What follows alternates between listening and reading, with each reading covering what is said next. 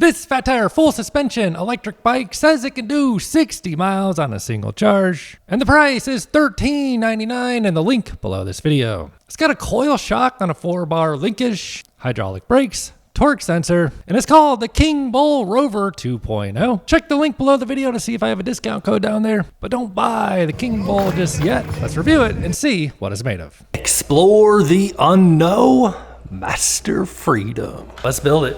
And here's what it looks like when you get out of the box and out of the packaging. So it does have a coil shock on a 4-bar linkage. The coil is 550 pounds per inch, and it is a D&M shock, the D&M torch. And up here we do have an adjustment for the rebound. Obviously the spring controls compression. And on front we are running a dual crown fork with 100 millimeters of travel. It is listed as a Kingbull shock, which I do not want you to get confused with another similar brand. This bike is the Kingbull, not the Red Bull. So you do get a compression adjustment as well as a battery that drops in from the top of the frame. The paint matches the color of the frame. It is a 48 volt, 15 amp hour battery pack, 720 watt hours of energy. And it's rolling on CST BFT 26x4 fatties. It's got a geared hub motor. There's all the stamps on it. 750 watts nominal power. It's got 180 millimeter rotors with Zoom hydraulic brakes.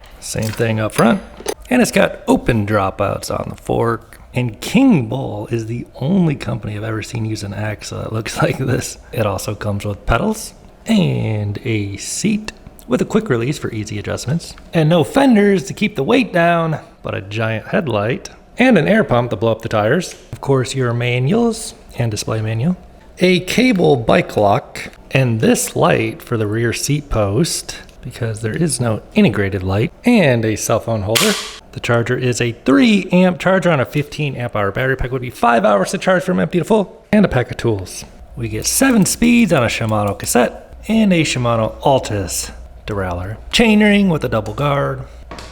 So let's drop the battery in and we'll turn it on in just a minute. But first, let's hop on this bike. I just want to see what it feels like at 6'5", inseam 34. Nothing in the back there getting in the way, swinging the leg over. This is a fairly large, high-sitting bike, especially with the seat on max height, but I can touch the ground. The seating position feels fairly upright, despite the handlebars not having much of a rise. Here's what my pedal stroke looks like at my height. Of course, the seat does drop down. This bike is only made in one size. So with the seat on minimum height, you get a much more upright riding position. And here's what I look like with the seat on minimum. Now, about that suspension, it moves. You can adjust the rebound, which does actually seem to be making an effect. Let's put the rebound on the highest. So suspension seems all right for some light riding, light trail riding. Front suspension does have quite a bit of travel, pretty basic shock. It's all right. I'm starting to get spoiled by some of this bougie stuff. So brake levers are Zoom hydraulic. Hand grips are round and rubber with a quarter twist throttle. 7 speeds, power switch, pedal assist, horn, action. Turn this thing on. It is a color display, a little bit of orange. Battery readout speed, 5 levels of pedal assist, I'm sure. A few basic menus here, including voltage of the battery. This amperes thing did not work on the last Kingbull thing I tried. We'll try it out. So you got a light on front and a horn. The horn is pedestrian friendly. The light is on. Yeah, you can see it kind of shining out there on the cabinets. So no integrated light on this bike. This one runs on its own battery. There's a little switch down there, a couple different modes. So obviously no brake light or turn signals or anything. All right, let's see if it gives us wings. All right, dudes, let's hop in the front seat of the Rover 2.0 and get a little closer to the beach, and I'll tell you all about it. And at the end of today's 18-mile ride, I'll tell you how much range we have left on the battery. So the light on front is fairly bright. Ooh, horn's kind of loud. No light on the rear. Well, we got this little battery activated one that's not that bright, really. So let's go ahead and run it up to 20% grade, see what kind of torque this thing gives us with a 200-pound rider. We're gonna do throttle only, just see what it can do from the dig on its own, and it's pulling us up to 20% grade on its own, no pedaling. And out of the box, throttle does limit us to 20 miles an hour. So if you want to go over 20, you have to actually pedal it. We'll talk more about pedaling in a minute. So what is the acceleration like? Let's give it a rip from 0 to 20, throttle only, ready, go. 10, 15, 19, 20. So yeah, pretty normal for fat tire e-bike. Single motor, 48 volt.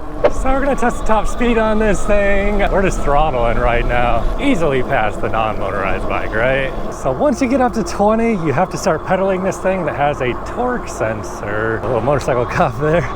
So you gotta put in a little bit of your own effort and get up to 25 pretty easily, 26, and it is a torque sensor, so you have to actually press on those pedals a decent amount to get up to 27. It says 27 there, 26 on the GPS, and this is about as fast as I'm getting this bike to go, bro. So throttle makes it easy to ride this thing like a motorcycle, but let's see what it's like to pedal and the power modes. So right now we have it on pedal assist 5, gear number 7. So it's a torque sensor. Feels like a fairly decent torque sensor. It feels like a cadence sensor, and we had it on pedal assist 5, just rotating our legs would like rocket this thing up the top speed. But this one allows us to gain access to the power in proportion to how hard we press on the pedals. So let's dial it down here just a bit, put it down to gear number 1, and let's put it on pedal assist 1. Do we still get access to all the power with the throttle? No, it cuts us off at 10 miles an hour on throttle now. What about if we actually pedal this thing? Yeah, so it cuts us off at about 10 miles an hour for pedaling as well, and also gives us basically way less power when we press on the pedals. So you can just dial it up here, obviously, pedal assist 2, pedal assist 3. Let's try the suspension out just a little bit here. Oh, in the grass. It's got that coil shock on the rear on a 4-bar linkage. It is a D&M shock. Feels fairly firm. You can adjust the rebound on that. Front suspension is more on the soft end. Fat tires get us through the sand, nice and easy. Yeah, suspension and on this is meh, it's fine. Like a lot of times these coil shocks they put on like downhill mountain bikes probably wouldn't be doing too much downhill mountain biking on this frame and suspension, but you know, for some light riding, it's certainly better than no suspension, but I've definitely felt better suspension setups on e-bikes. Now, price point on this whole bike is what, like around 1,400 bucks, so it is a pretty budget bike. And we'll try pedal assist 3. Now we do need to get it out there and try it in the sand here in just a few. But on gear 7, just cruising along pedal assist 3, feels natural riding about 12 miles an hour. And the torque sensors are like the more intuitive pedaling experience setups. You know, the cadence sensors, they just, I don't know, they don't feel too smooth really. They're kind of more like a throttle. The torque sensors feel pretty nice. This torque sensor, I don't have any complaints on this torque sensor at all. It feels actually pretty good. When you put it up to like pedal assist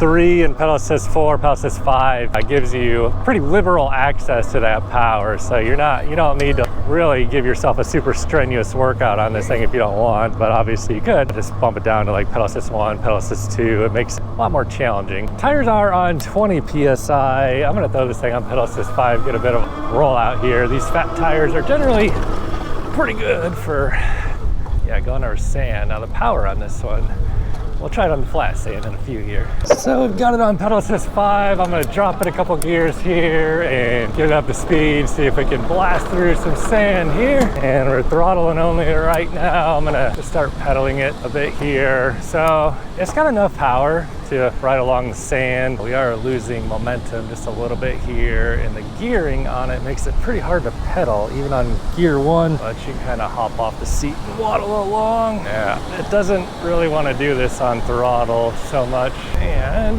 we got all the people down here, so we really can't even ride along the hard packed sand here. So we're just gonna hop off and throttle along. That's the good part about having a throttle, man. Doggy does not like the bike. For some reason, it seems like dogs don't like the sound or look of these bikes. All right, so on the downhill, hopping back on. We do have the knobby tread on the tires. Now the CST BFT isn't really the most gnarly of knobby tread, so you know, the Kendas seem to have a little better tread for riding on sand, and dual motor bikes always do better riding on the sand than a single motor bike. But nonetheless, we can get out here and ride along top the sand just a little bit. All right, so let's go try the California incline. And as you probably already know, California incline is that 85-foot climb, 12% grade. So rolling into the spiral section. Oh, okay, so this crank arm goes down pretty low to the ground there. You gotta be careful.